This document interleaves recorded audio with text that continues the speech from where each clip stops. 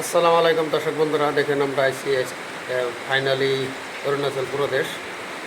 আর এটা হলো আমাদের রুম থাকার জন্যে, বাড়ি। আর এই যে দেখেন একবারে নদীর কিনারে আমরা থাকতেছি।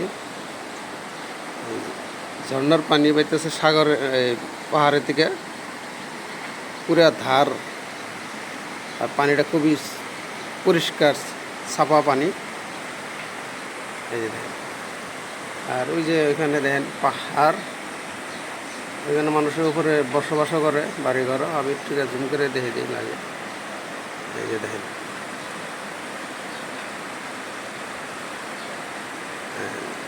ছোটো ছোটো বাড়ি পাহাড়ে বোঝাই যায় না।